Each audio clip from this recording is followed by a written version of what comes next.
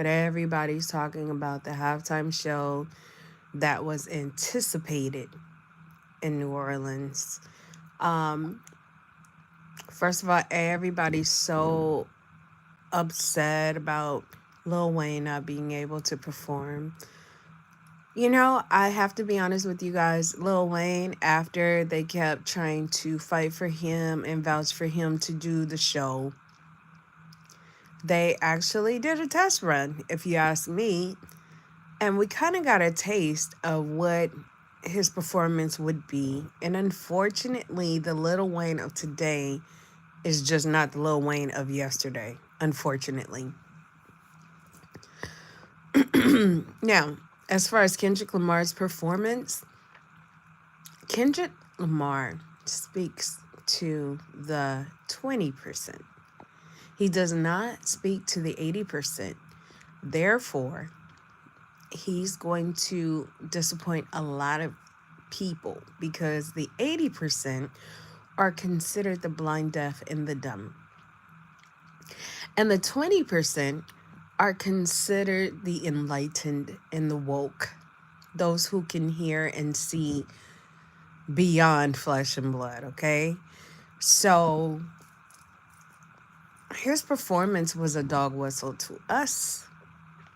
When he says they not like us, he means they're not like the 20%. He's not talking about black and white. He's not talking about rich or poor. He's not talking about socialism, classism. He's not talking about none of that. He is talking about the 80 versus the 20. He's talking about those who can be controlled and those who can't.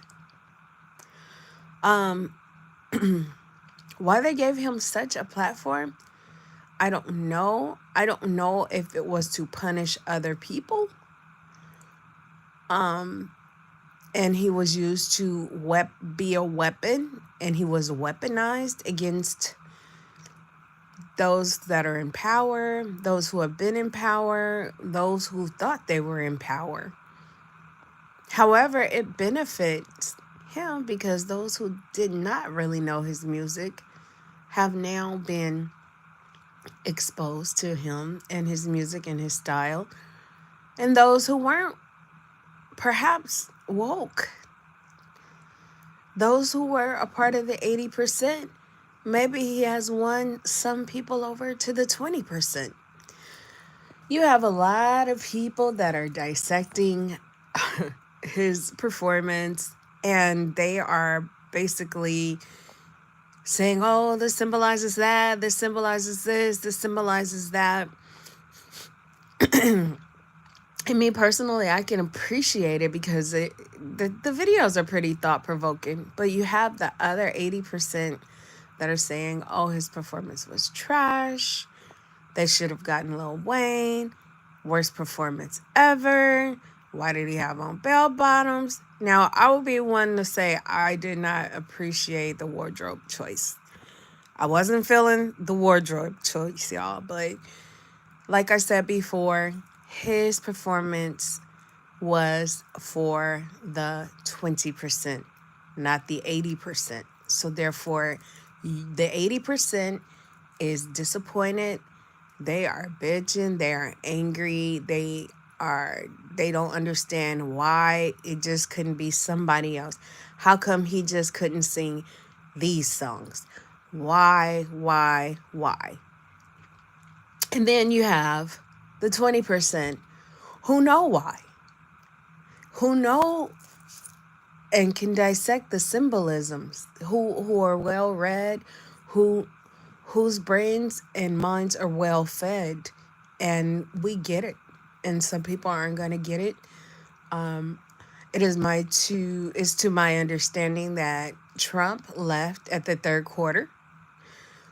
He was not very happy with the performance. He said he felt that it was political, and he didn't appreciate how it was represented. But I part of me is like this. Hey, I know that he has a slew of hits and a slew of collabs that he could have had Rihanna. He could have had, even Beyonce has a song with him. He could have brought out different people, but that was not the point. Okay. Like I said before, I'm not sure if he was a weapon, used as a weapon and weaponized against many current social events as well as Drake. However, that in itself was entertaining. The low vibrational part of me felt entertained by that. But the high vibrational point of me felt very proud.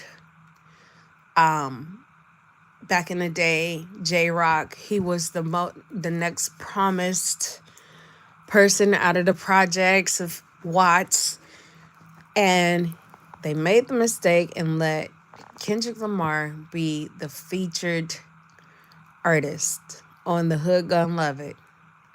Now here it is, it's your time to shine.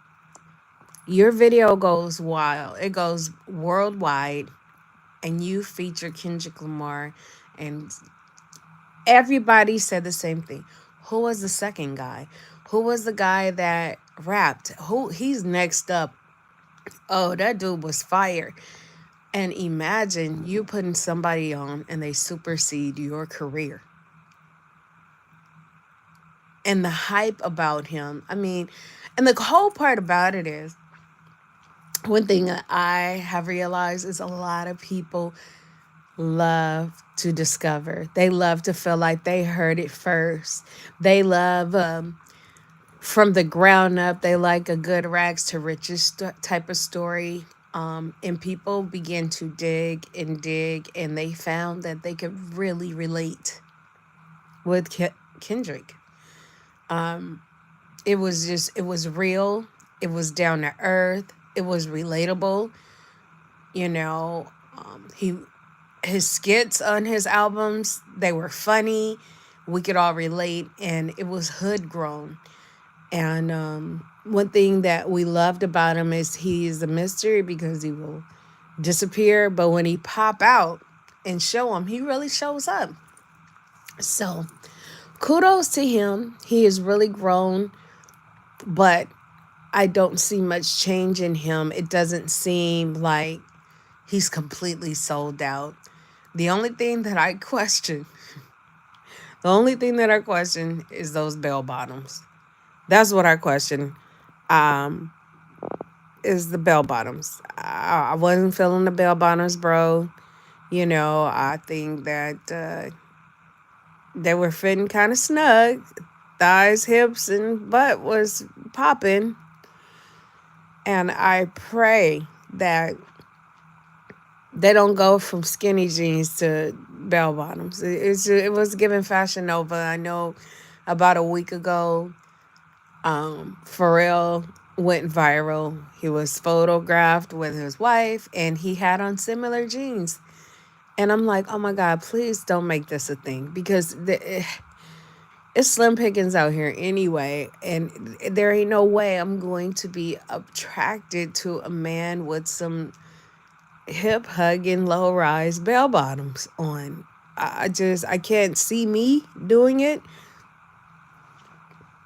I already know whoever God sends, he's gonna have to be old school. You know, he's definitely gonna have to be old school. He's gonna wear jeans that actually fit, and he's got to know how to dress. He's not gonna really like the new music, because I don't like the new music. I judge people by the music that they listen to. Like I said, I consider myself one of the 20%. So if I don't really feel it in my spirit, my soul, if it doesn't do anything for my mind, I am disrupted. This new music is disrupting to me. It's disrupting to my spirit, to my mind. I'm completely turned off. You know, I was never really into the Ice Spice and the Sukihanas and the Sexy Reds. Although I would hear from them or hear about them, I think my last go round where I really, really tried to actually give an artist a chance was Cash Doll, because I love luxury rap. I love when people talk the talk. Like Cash Doll, Cardi B, that was my last go round. You could hear what they were saying. You could tell that they had a great budget. You could tell that they were pushed to the forefront. And even though it was ratchet, they did it with class. It was tasteful. It was Katy Perry meets the hood.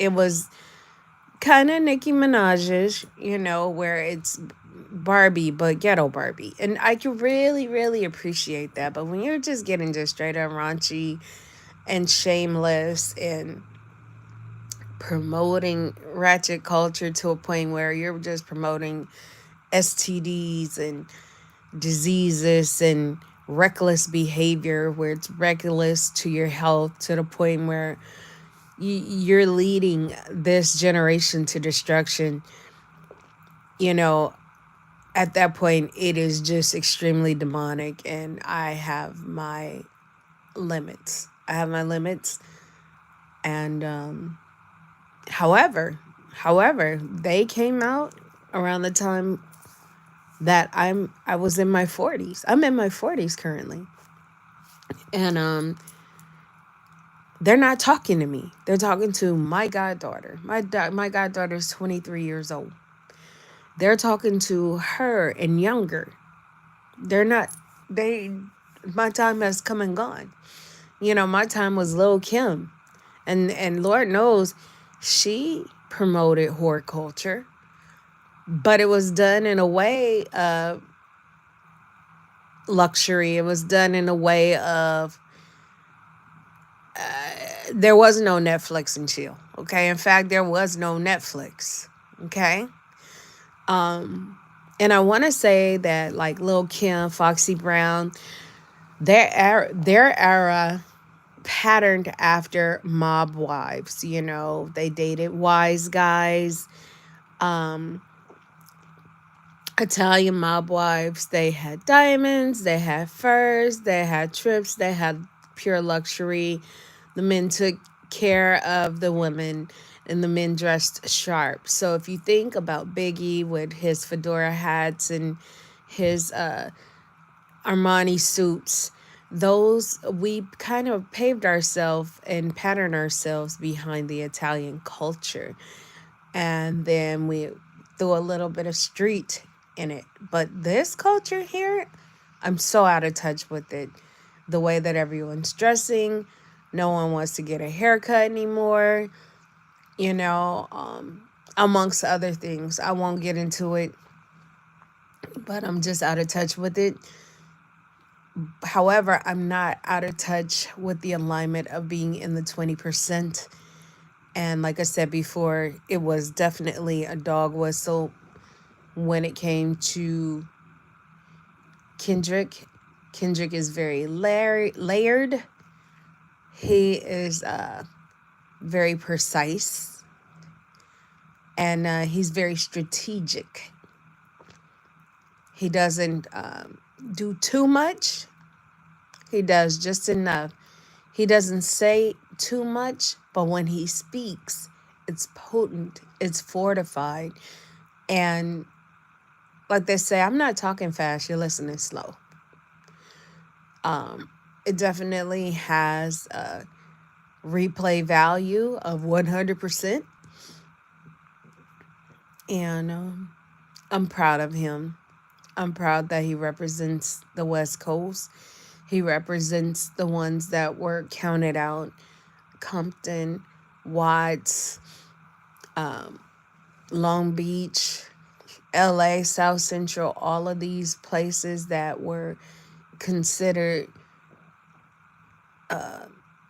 riddled with crime and gangs and violence and everything negative, he has turned that into a positive. And even if you want to count these areas as swamp areas, this man has risen to the top and he's made it. And we are proud of him. We are proud of Serena and Venus. We have so many to be proud of and to look up to. And for him to be an educated poet, you could tell he's educated. You could tell he reads. You could tell he works out because Jesus, I was tired just watching him run here, run there, go in this circle, dance here, do these moves, turn your head this way and that way. I mean, the man is not to be played with. He was moving like a machine. I enjoyed him so much. And now that he has this platform, whether you like it or not, he has your attention. And I only can pray that our brother doesn't completely sell out or use this platform and flip the script on us and start promoting things that we know that he's not with. Because a lot of times you're in too deep and then you begin to lose yourself and then you can't go back to your roots because your roots don't accept you. And then you don't even know who you are or where you're going. And you end up wandering the streets and lost and possibly strung out on drugs. Like Justin Bieber. The boy started off anointed in the church. And he had a voice, he had a gift. And at first he sang gospel. I mean, not really gospel, but Christian. Contemporary Christian music, and he was just a sensation already on YouTube. And then he was discovered, and it's like the goblins came and ate him up and just took his spirit, his soul, his pureness, his holiness, and they used it for their own glory. And now he doesn't even know who he is anymore. It's important to know who you are and stand on your square. That's why it's important to repent. Because if you don't repent, you'll look up and you'll be in too deep. And then you won't even know who you are anymore. Anyways, I'll save that for another chapter, another video, and another day. But thank you so much for dropping by. You could have been anywhere you wanted to be, but you chose to be here. Please hit the like, comment, and subscribe, and I'll talk to you later. Peace out.